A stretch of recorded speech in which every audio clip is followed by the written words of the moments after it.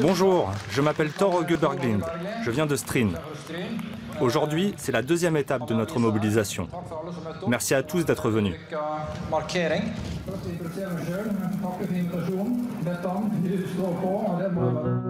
Dans toute la Norvège, un vent de révolte se lève. Celui des parents dont les enfants sont retirés de force. Ma fille a été prise à l'hôpital quand elle avait 2 jours. On ne m'a pas donné la chance d'être parent. Des souffrances individuelles. On m'a enlevé mes 2 garçons il y a 2 ans et demi. Se mêlent à des mémoires brisées. Le 3 décembre 2015, j'ai perdu 5 enfants. Ils ont failli en prendre 6. Ses parents et des milliers d'autres sont en lutte contre le système de protection de l'enfance, appelé Barnevernet en Norvège. Ces agents sont présents dans toutes les communes. Chaque année, ils enquêtent dans plus de 44 000 familles. C'est 3 fois plus qu'en France. Et chaque jour, ils décident de placer 4 à 5 enfants. Mon obligation, s'il y a le moindre conflit d'intérêts entre les parents et les enfants, c'est de prendre le parti des enfants, et non celui des parents. À quelques kilomètres au nord d'Oslo, habite un jeune couple. On va vous trouver les plus belles photos de Lucas. On voit, j'avais les larmes aux yeux.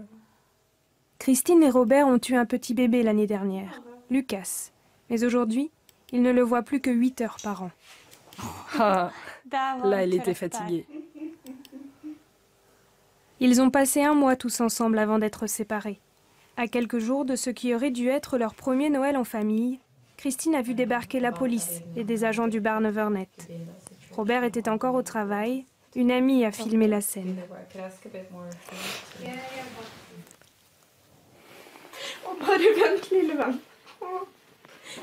Mamma kommer aldri til å gå fra deg. Aldri. Jeg skal kjempe hver dag for deg. Du må få med deg noe som lukter meg.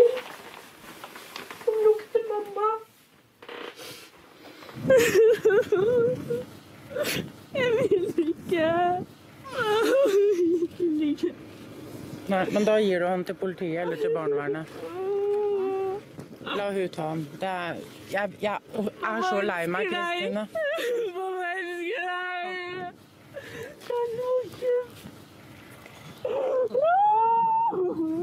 J'ai à peine eu le temps de lui dire au revoir et ça s'est arrêté là. Puis on s'est retrouvés tout seuls.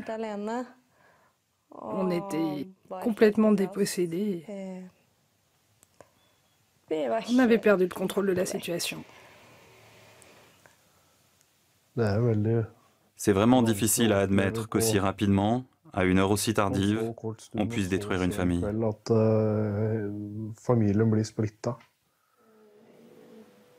Pour légitimer son acte, le Barnevernet s'appuie sur un diagnostic d'il y a 8 ans, réalisé quand Christine était encore adolescente.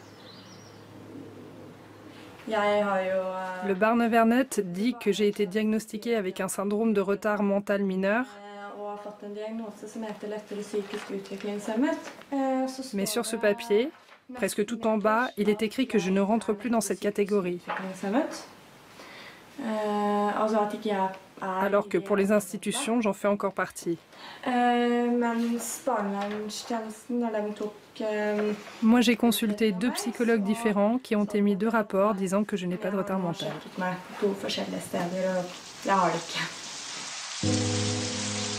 Et pour affirmer que Christine n'est pas capable de fonder une famille, le Barnevernet brandit une autre raison, plus profonde. C'est la mère de Christine qui nous l'explique, car elle est en lien avec sa propre histoire.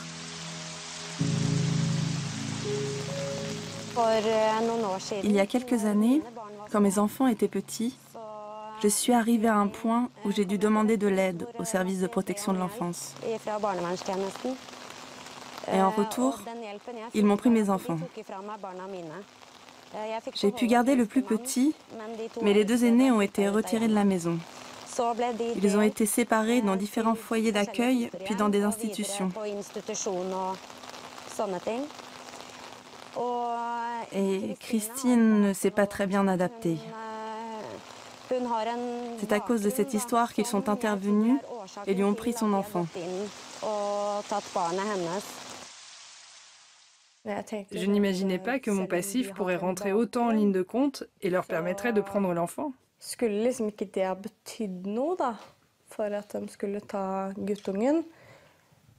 Moi, j'ai pensé qu'ils allaient venir nous observer ou qu'il fallait faire quelque chose de très grave pour qu'ils viennent enlever un enfant. Mais apparemment, non.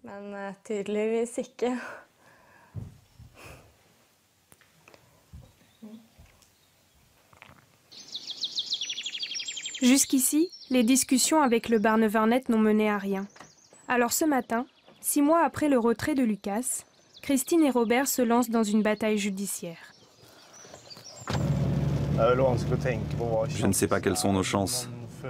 J'ai l'impression qu'on a tout préparé, que tout ceci n'est qu'une erreur. Je touche du bois pour qu'on gagne. Mais il faut être réaliste, ce n'est pas certain.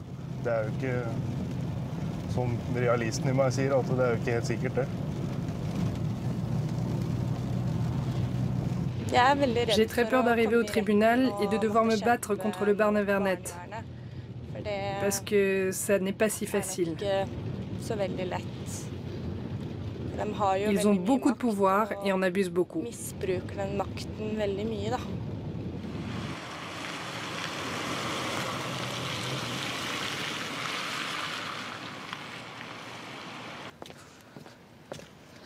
La mère de Christine est venue pour les soutenir. Allô.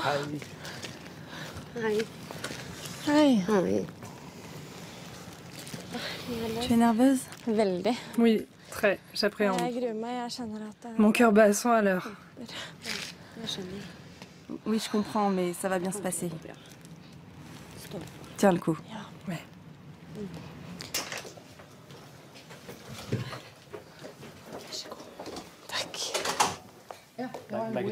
L'avocat de Christine est convaincu qu'il pourra renverser la situation.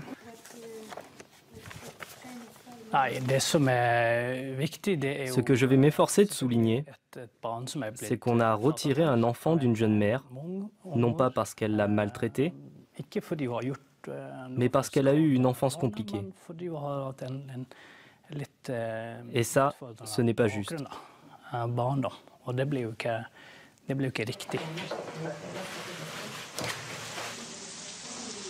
Christine est donc prise dans un cercle vicieux. À cause de son passé d'enfant placé, le Barnevernet met en doute ses compétences maternelles.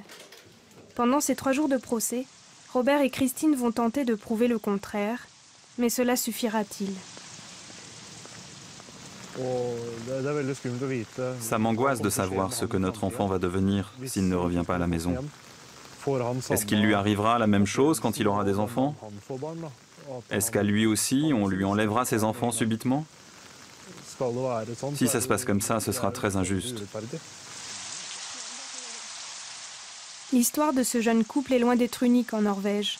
En 2015, le Barnevernet a retiré plus de 1600 enfants sans discussion préalable, une augmentation de 70% en 5 ans.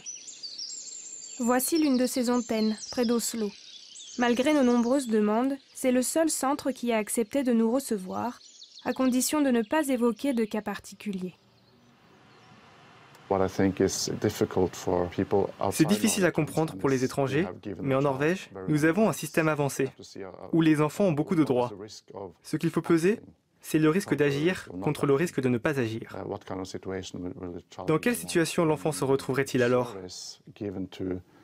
D'après nos enquêtes, 80% des gens qu'on aide sont satisfaits. Les insatisfaits, eux, trouvent que ces interventions sont arbitraires.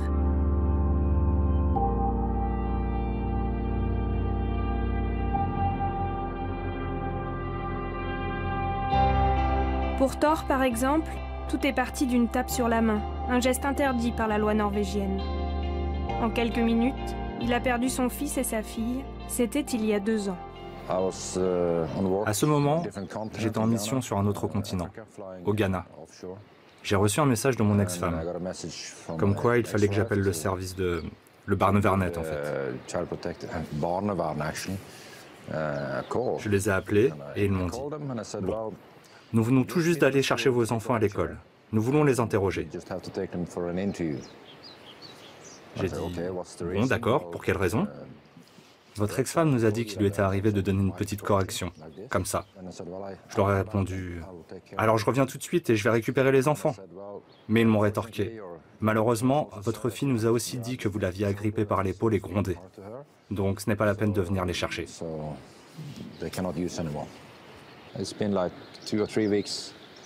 Après 2-3 semaines, j'ai revu ma fille pour la première fois. Elle a couru dans mes bras et elle a tout de suite dit « Tu me manques tellement et je veux rentrer à la maison. » Pas un seul mot de tout ça dans les rapports, rien. Parce que ça ne rentre pas dans l'histoire qu'ils veulent raconter. Ils ont détruit ma carrière, ma vie, ma famille, tout en fait. Et je vais leur faire payer.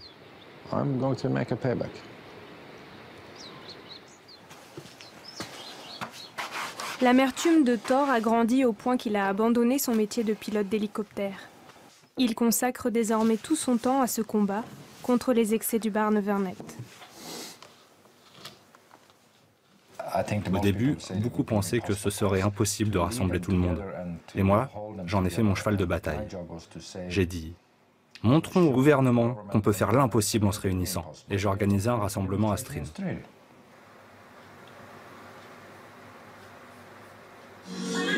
En avril, 300 personnes ont ainsi marché dans sa ville. Voilà la manif. Il a appelé cet événement le jour J.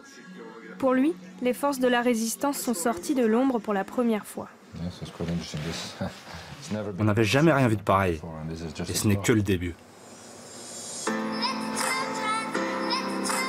Pour mobiliser, tous les moyens sont bons. Des clips vidéo fabriqués à l'étranger et des meetings partout dans le pays. Thor reprend la route. En 2 ans, il a parcouru plus de 50 000 km pour marteler ses arguments.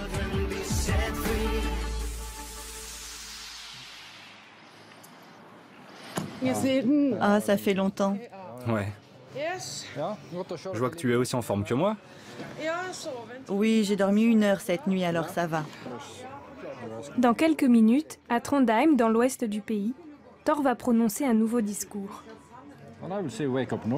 Je vais dire, réveillez-vous la Norvège. C'est une bonne façon d'appréhender les choses.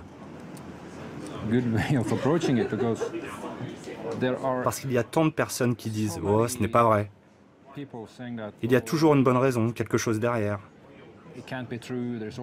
En fait, critiquer le système de protection de l'enfance, c'est comme critiquer la Croix-Rouge. Tout le monde croit qu'ils ne font que des bonnes choses.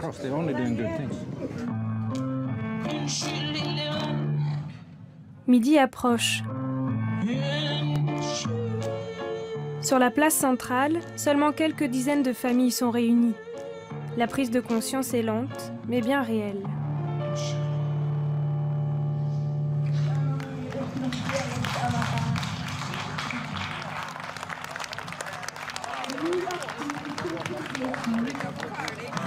Et petit à petit, les arguments de Thor font leur chemin dans les esprits. C'est un système fait par des adultes. Songez à comment un enfant le vit quand on l'arrache à sa famille, ses jouets, ses amis, son école, à tout cet environnement qu'il sécurise. C'est la pire chose que l'on puisse faire. Thor s'est donné une autre mission. Recenser les témoignages des victimes souvent isolées et livrées à elles-mêmes. Comme cette famille que le Barnevernet a séparée, avant de faire machine arrière 10 jours plus tard. Voici la mère et son fils aîné. Ils ne veulent pas témoigner à visage découvert parce que ça pourrait avoir des conséquences. Ils ont peur que le Barnevernet revienne. On a été répartis dans 2 voitures. Moi, j'étais avec mes 2 frères cadets et les 2 plus jeunes étaient dans l'autre voiture. Ils étaient effrayés. Je crois qu'ils avaient autant peur que nous.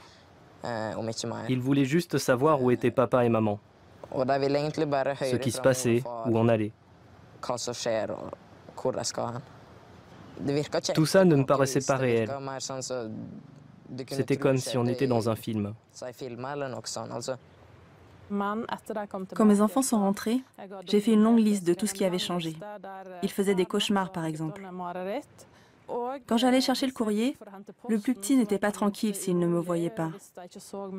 Et pendant longtemps, il a eu peur quand il voyait arriver une voiture qu'il ne connaissait pas.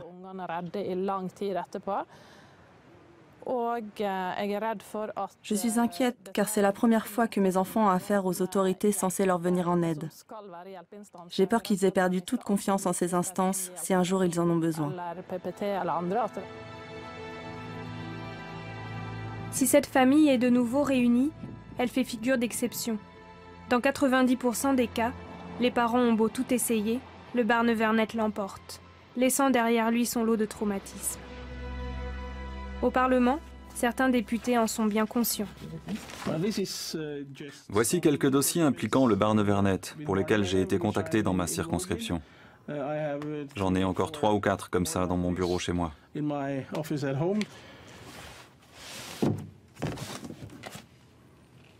Mais les dossiers s'empilent et rien ne change. Barnevernet est devenu un État dans l'État, en quelque sorte. C'est un système dans lequel il est difficile de s'immiscer. En plus, quand le Barnevernet a pris une mauvaise décision, ou quand il perd en justice, il ne veut pas suivre le verdict du tribunal. Et il fait tout pour retarder la procédure. C'est ce que j'appelle de l'arrogance. Et c'est difficile d'imaginer que le Barnevernet puisse admettre qu'il s'est trompé. Le Barnevernet serait donc intouchable, du moins de l'intérieur. Mais avec la pression internationale qui monte, la donne pourrait changer. Car un quart des familles victimes du système norvégien sont de nationalité étrangère.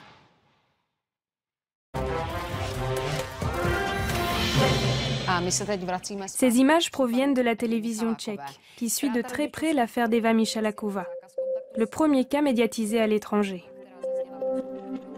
En mai 2011, Eva s'est vue retirer ses 2 garçons, Denis et David, alors âgés de 2 et 6 ans.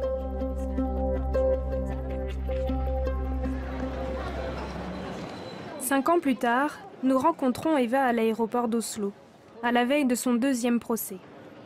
D'une minute à l'autre, elle s'apprête à retrouver son père venu de République tchèque. Je me sens stressée, nerveuse. Je suis soulagée de retrouver mon père, mais je me sens tellement sous pression à l'idée que le procès commence.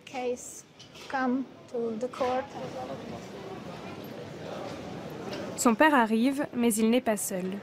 Une députée tchèque et un conseiller juridique l'accompagnent. La télévision tchèque, elle, est déjà là. Sois forte, nous sommes ensemble. Je suis tellement nerveuse, Qui ne le serait pas? Pourquoi on punit les enfants? Vous comprenez ça? Absolument pas. En plus, il existe des textes en Europe qui attestent que dans ce cas, les enfants aussi ont des droits.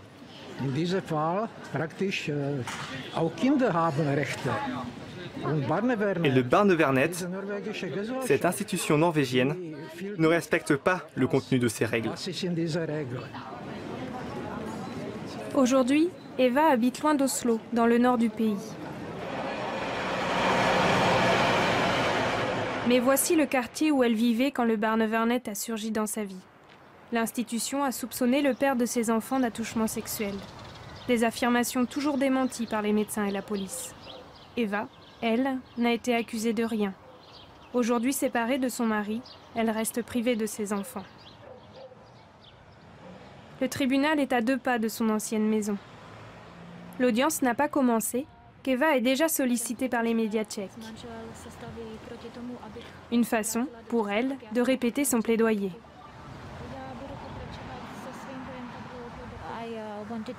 Je veux me concentrer sur le fait que mes enfants sont séparés l'un de l'autre, qu'ils n'ont pas le droit de parler en tchèque et qu'ils sont coupés de leur culture d'origine.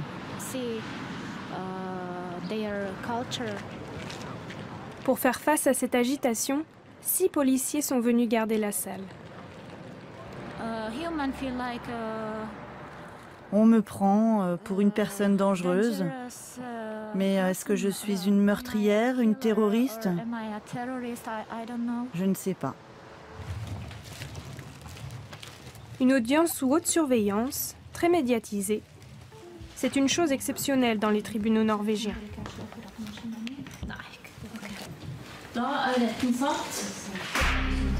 Le procès commence. Les journalistes tchèques exclus de la salle sont déjà en train d'envoyer leur premier reportage. L'attente s'installe pour 3 jours.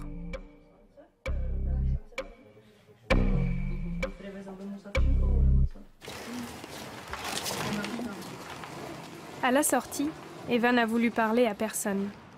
La peur que ses enfants soient donnés à l'adoption la hante.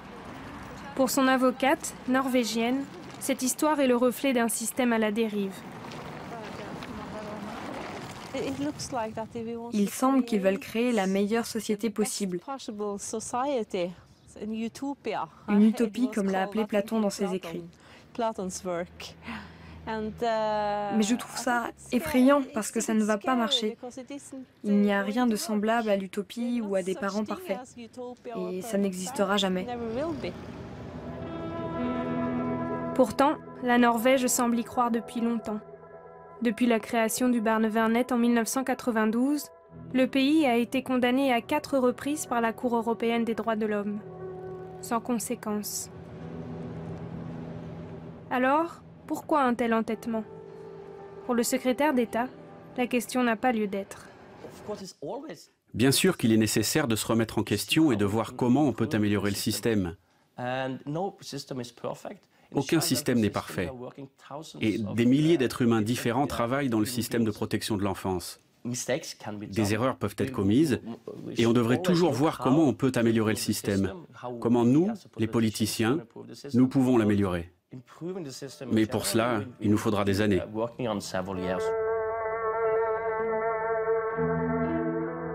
Mais des années, c'est long. Surtout quand les décisions judiciaires anéantissent la vie de centaines de familles.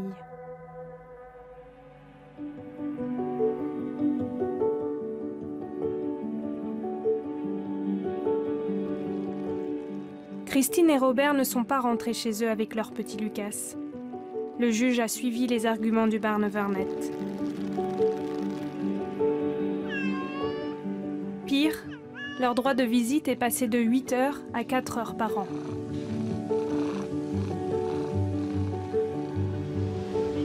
Eva, elle, a tout perdu. Droit de visite et autorité parentale. Elle ne peut donc plus s'opposer à l'adoption de ses enfants. En cause, une trop grande médiatisation. Aussi, les juges craignent de perturber les enfants en les retirant de leur famille d'accueil. Mais Eva va encore lutter, jusqu'à la Cour européenne des droits de l'homme, s'il le faut. Thor a déposé un premier dossier de témoignage à la police. Lui aussi va continuer. J'ai toujours été fier de mon pays, mais ce qui se passe à présent doit cesser. J'implore tous les médias étrangers de venir, de réveiller les médias norvégiens, les politiciens, de les pousser à s'engager. Car tout ça, c'est pour les enfants. Le 1er juillet 2016, la Norvège a enfin accepté d'appliquer la Convention internationale de La Haye sur la protection de l'enfance. Elle ne pourra plus décider seule du destin des enfants de nationalité étrangère. Mais pour les Norvégiens, le problème reste entier.